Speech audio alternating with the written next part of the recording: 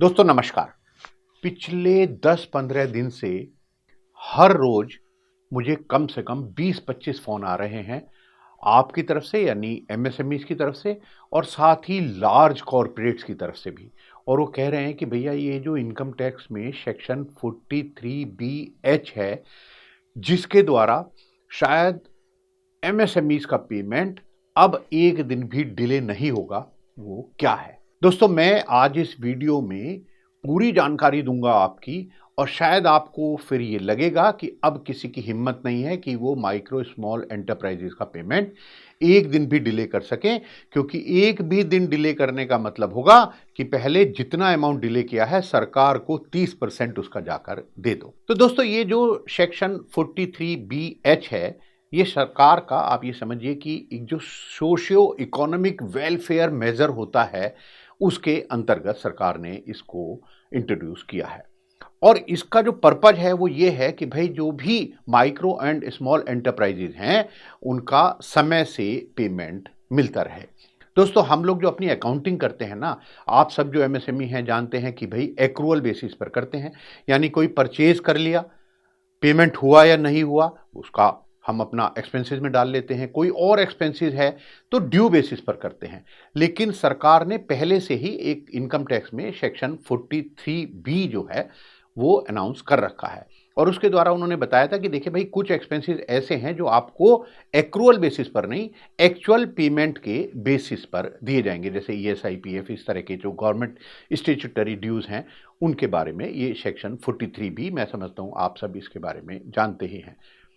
लेकिन दोस्तों इसमें एक प्रोविजो था कि भाई देखिए जो एक्चुअल पेमेंट के बेस पर तो है, लेकिन उन्होंने कहा कि जब भी आप अपनी जो पेमेंट है, अगर आपने किसी 31 मार्च को आपने वो पेमेंट नहीं की किसी भी साल में और उसको आपने पे कर दिया by the due date of furnishing of the return of income of that particular financial year, यानी दोस्तों इसका मतलब ये हुआ कि आपने 31 मार्च को किसी भी साल ये जो 43(b) में अभी तक जो एक्सपेंसेस थे वो पे नहीं किए, लेकिन जो ड्यू डेट आई आपकी इनकम टैक्स की रिटर्न फाइल करने की, अगर आपने वहां तक पे कर दिए तो कहते थे कि चलो हम आपको इसका मान लेते हैं कि भैया आपने इसका पेमेंट कर दिया, देर आए दुरुस्त आए। लेकिन दोस्तों यहां माइक्रो एंड स्मॉल एंटरप्राइजेस का समय से पेमेंट इंश्योर करने के लिए ये जो नया क्लॉज एच जोड़ा गया है सेक्शन 43(b) में, ये तो बहुत ही खतरनाक है। इन्होंने कहा कि भैया एक दिन का भी समय नहीं है, 31 मार्च को अगर आपका पेमेंट डिले हुआ, और डिले कैसे हुआ, जो लिमिट स्पेसिफाई कर रखी है सेक्शन 15 में micro small and medium enterprises development act के अंतर्गत, अगर आपने उसके हिसाब से पेमेंट किया तो ठीक है, अगर नहीं किया तो भैया आपका ये जो एक्सपेंसेस है वो हम अलाउ ही नहीं करेंगे, डिसअलाउ कर देंगे। मैं बताऊंगा दोस्तों इसका इंपैक्ट क्या होगा। तो दोस्तों ये तो बात हुई कि भाई ये 43(b)(h आखिर है क्या। अब एक और क्वेश्चन आता है कि भैया ये कब से एप्लीकेबल हुआ। तो दोस्तों ये जो अमेंडमेंट है ये 1 अप्रैल 2024 से एप्लीकेबल है, यानी असेसमेंट ईयर 2024-25 यानी 2024-25 का जो असेसमेंट ईयर या उसके आगे के जितने भी असेसमेंट ईयर होंगे उनके लिए ये एप्लीकेबल है। इसका मतलब आपका ये हुआ कि जो बैलेंस शीट है 31 मार्च 2024 की जो बनेगी दोस्तों, उसका जो असेसमेंट ईयर है वो 24-25 होगा। तो आप ध्यान रखिए कि जो भी पेनल्टी मैं आपको बताऊंगा, जो भी बहुत ही कड़े नियम मैं आपको बताऊंगा, वो आपके इसी साल से एप्लीकेबल हैं। अब आपका एक और क्वेश्चन है कि भाई जो कई लार्ज कॉर्पोरेट मुझसे पूछ रहे हैं कि भैया ये जो एमएसएमईज हैं तो ये क्या है, मतलब किसको हमें पेमेंट करना है ये टाइम पीरियड में, वो भी मैं बताऊंगा कितने टाइम पीरियड में। तो दोस्तों ये जो क्लॉज है ना, ये सभी एमएसएमई पे एप्लीकेबल नहीं है। जो भी परचेजेस की जाएगी माइक्रो एंड स्मॉल एंटरप्राइजेस से, उन्हीं के लिए ये क्लॉज एप्लीकेबल है। मीडियम एंटरप्राइजेस को अभी इसमें कवर नहीं किया गया। तो भैया ये माइक्रो एंड स्मॉल एंटरप्राइजेस क्या है। दोस्तों मैं बताता हूं, माइक्रो एंटरप्राइजेस वो हैं, चाहे वो मैन्युफैक्चरिंग सेक्टर में हो या सर्विस सेक्टर में, जिनका प्लांट एंड मशीनरी या इक्विपमेंट में जो इन्वेस्टमेंट है वो 1 करोड़ से ज़्यादा ना हो और जिनकी एनुअल टर्नओवर 5 करोड़ से अधिक ना हो। और जो स्मॉल एंटरप्राइजेज हैं दोस्तों, वो चाहे मैन्युफैक्चरिंग में हो या सर्विस सेक्टर में, अगर उनका इन्वेस्टमेंट प्लांट एंड मशीनरी या इक्विपमेंट में 10 करोड़ से ज़्यादा नहीं है और उनकी एनुअल टर्नओवर 50 करोड़ से ज़्यादा नहीं है, तब वो स्मॉल कैटेगरी में आते हैं। यानी दोस्तों ये समझ लीजिएगा कि इस सेक्शन के लिए माइक्रो एंड स्मॉल एंटरप्राइजेज जिनका इन्वेस्टमेंट प्लांट एंड मशीनरी या इक्विपमेंट में 10 करोड़ से ज़्यादा ना हो और जिनकी टर्नओवर 50 करोड़ से ज़्यादा ना हो, उनके लिए, यानी उनसे अगर आप कोई माल परचेज करते हैं, उनकी मदद करने के लिए सरकार ये प्रोविज़न लेकर आई है।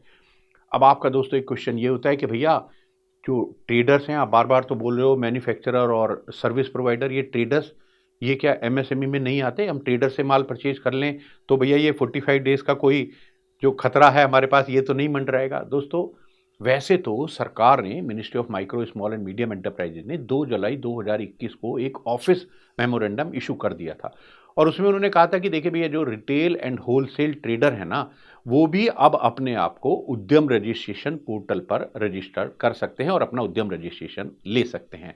तो दोस्तों आप कहेंगे कि भैया इसका मतलब तो अब हम ट्रेडर से माल खरीदेंगे तब भी हमको जो भी आप टाइम बताओगे उसमें पेमेंट करना पड़ेगा।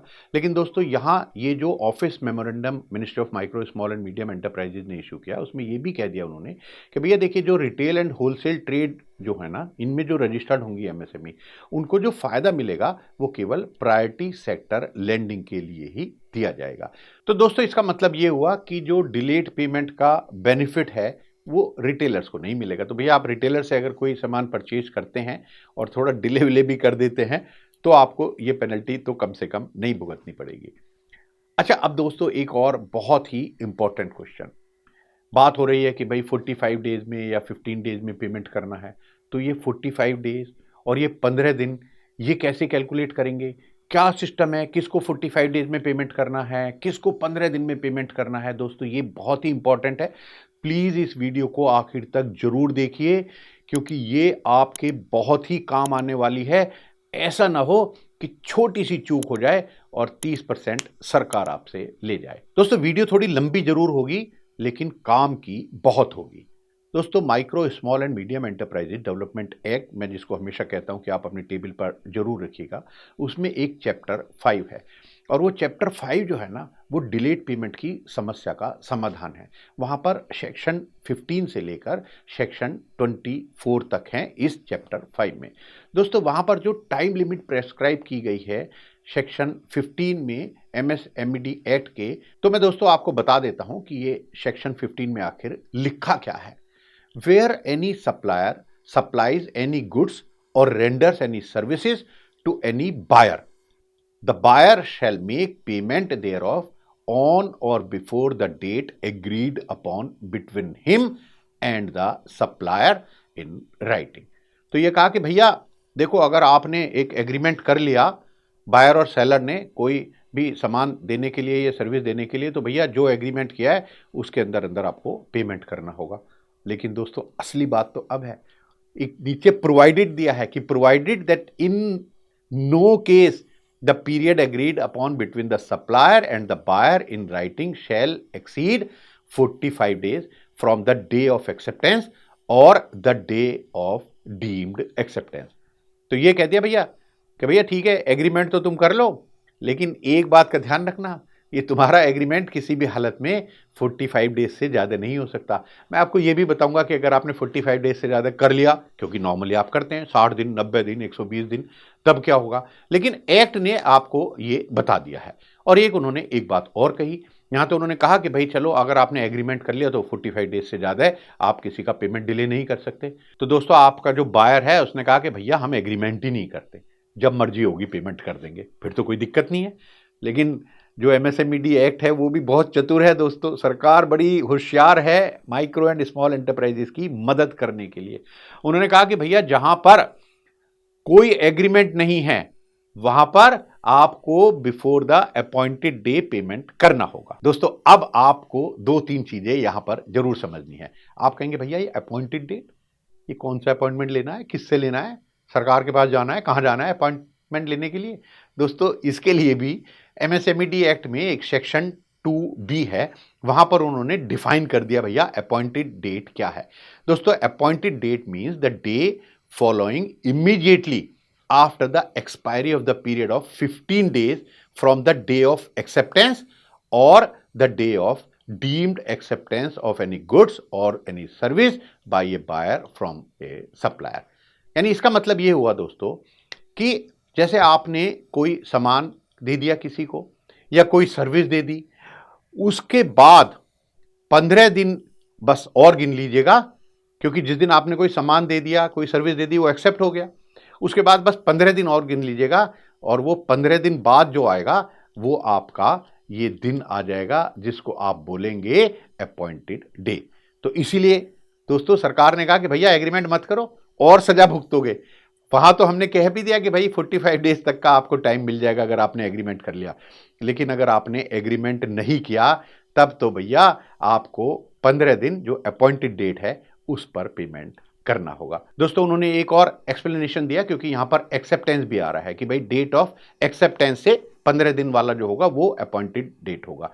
तो अब आप कहेंगे कि भैया ये एक्सेप्टेंस डेट क्या है? तो दोस्तों the day of the actual delivery of goods और सर्विस जो होगा वो एक्सेप्टेड डेट है। यानी आपने जिस दिन सामान दे दिया उनको, हो गया एक्सेप्टेड डेट आपके गुड्स या सर्विस का, और उसके 15 दिन बाद अपॉइंटेड डेट, और 15 दिन में आपको पेमेंट करना है। तो दोस्तों है ना मजेदार? यानी एग्रीमेंट है तो 45 डेज और नहीं है तो भैया 15 दिन के अंदर। अच्छा, अब एक और क्वेश्चन है दोस्तों, कई बार देखते हैं बायर ने कहा कि भाई ऐसा है, मान लो हमें दे दिया, सप्लाई कर दी, कोई सामान दे दिया, कोई सर्विस दे दी, लेकिन हमें तो जी कोई ऑब्जेक्शन है, तो हम क्या करें? तो यहां भी micro small and medium enterprise development act में बता दिया गया है कि भैया देखिए, अगर कोई आप ऑब्जेक्शन कर रहे हैं, राइटिंग में करना है पहले तो आपको बायर को अपने, और आपको बताना है कि भाई कोई हमारा ये आपका डिस्प्यूट है, डिलीवरी में कोई हमें कोई ऑब्जेक्शन है, या आपकी जो सर्विस है उसमें हमें ठीक नहीं लग रहा, तो बायर जो है उस जो भी आपका ऑब्जेक्शन है उसको दूर करेगा, और जिस दिन वो दूर कर देगा उसके 15 दिन के अंदर ये पेमेंट आपको करना होगा। अच्छा, एक और इंपॉर्टेंट सवाल आया, आपने कहा कि भैया देखिए हिंदुस्तान में कॉन्ट्रैक्ट एक्ट है, बहुत ही इंपॉर्टेंट एक्ट है, और मैं और मेरा जो सप्लायर है हम आपस में कॉन्ट्रैक्ट कर लेते हैं, हम कहते हैं कि भैया पेमेंट तो 90 डेज में होगा, 120 डेज में होगा। आप कौन होते हो भैया ये कहने वाले कि नहीं 45 डेज में पेमेंट करो? क्योंकि जो कॉन्ट्रैक्ट एक्ट है, और ये तो लीगल कॉन्ट्रैक्ट है भैया, हमने लीगली कर लिया कि भाई तुम मुझे सप्लाई करोगे कोई सामान, मैं तुम्हें 90 डेज में पेमेंट कर दूंगा। दोस्तों एमएसएमईडी एक्ट, मैं आपको फिर बताता हूं, बहुत ही इंटेलिजेंट एक्ट है। उन्होंने एक सेक्शन 24 लगा दिया उसमें, और उन्होंने कहा कि the provisions of section 15 to 23 shall have effect notwithstanding anything inconsistent therewith contained in any other law for the time being in force। उन्होंने कहा भैया कोई भी हो एक्ट, और इस एमएसएमईडी एक्ट के अलावा ये सबके ऊपर है। ये एमएसएमईडी एक्ट सबका बाप है भैया, समझ लो सीधे शब्दों में अगर मैं आपको बताऊं। कॉन्ट्रैक्ट एक्ट वैक्ट सब भैया छोड़ दो, आप कुछ भी कॉन्ट्रैक्ट कर लो, हमने कह दिया 45 डेज या फिर ये 15 दिन, अगर कोई एग्रीमेंट नहीं किया तो कोई भी एक्ट इससे ऊपर नहीं है, ये सबका ऊपर है। अच्छा, अब जो क्वेश्चन है असली वही कह रहे हैं भैया, ये लार्ज कॉर्पोरेट भी पूछ रहे हैं, जो एमएससीज हैं वो भी पूछ रहे हैं कि भैया इसका इम्पैक्ट क्या होगा, ये तो बता दो। तो दोस्तों इम्पैक्ट यही है कि 31 मार्च 2024 को जो भी आउटस्टैंडिंग होगा 15 दिन या 45 डेज जो भी एप्लीकेबल है, उसको आपके प्रॉफिट में जोड़ दिया जाएगा। मतलब ये हुआ दोस्तों कि 31 मार्च को अगर आपका एक माइक्रो स्मॉल एंटरप्राइजेज है, उससे आपने सामान खरीद लिया 1 करोड़ रुपए का, और यह आपने सामान खरीदा तो 45 डेज पीछे चले जाते हैं, तो आपने समझ लो 12-13 फरवरी से पहले, यानी 1 फरवरी को आपने सामान खरीदा किसी से, और 31 मार्च तक उसका पेमेंट नहीं किया भैया। अब आपका प्रॉफिट है साल का 10 लाख रुपए। ये 1 करोड़ का जो आपने सामान खरीदा था ना, क्योंकि इसके तो 60 दिन करीब करीब हो गए, फरवरी और मार्च मिला के 28 और 31। तो दोस्तों यहां पर 45 डेज से ज्यादा हो गया या 15 दिन से तो ज्यादा हो ही गया, तो ये जो आपका अनपेड अमाउंट है जिसका आपने एक्चुअल में पेमेंट नहीं किया, वो आपका जो प्रॉफिट तो केवल 10 लाख था भैया, लेकिन अब सरकार कहेगी कि मैं टैक्स लूंगी 1 करोड़ 10 लाख पर, क्योंकि आपने 1 करोड़ रुपए का पेमेंट नहीं किया हमारे इस माइक्रो स्मॉल एंटरप्राइजेस को। दोस्तों उसमें लेकिन एक बस आपको छूट जरूर है कि भैया अगले साल, इस साल तो भुगत लो, अब अगले साल उसका फटाफट पेमेंट कर दो। तो जब आप पेमेंट कर दोगे तब आपको ये जो अलाउ हो जाएगा एक्सपेंसेस। दोस्तों है तो बहुत ही काम की इंफॉर्मेशन, थोड़ी लंबी जरूर थी ये वीडियो आज की, लेकिन मैं समझता हूं कि उतने ही फायदे की है। चाहे आप माइक्रो स्मॉल एंटरप्राइजेज हैं या आप लार्ज कॉर्पोरेट हैं, सभी के लिए ये वीडियो देखनी बहुत जरूरी है। तो प्लीज इसको जितना ज्यादा से ज्यादा शेयर कर सके दोस्तों कर दीजिए। और एक बात और याद रखिए, अगर आप भी एक एमएसएमई हैं और आप किसी दूसरी माइक्रो और स्मॉल एंटरप्राइजेज से सामान खरीद रहे हैं तो ये आपके ऊपर भी एप्लीकेबल है, क्योंकि बायर की कोई रेस्ट्रिक्शन नहीं है। वो एमएसएमई भी हो सकता है, लार्ज कॉर्पोरेट भी हो सकता है, सरकार भी हो सकती है, कोई भी हो सकता है। जो भी माइक्रो स्मॉल एंटरप्राइजेज का पेमेंट नहीं करेगा 45 डेज या 15 दिन के अंदर, उसको तो भैया सरकार को अनपेड अमाउंट पर 30% टैक्स देना ही पड़ेगा। नमस्कार दोस्तों।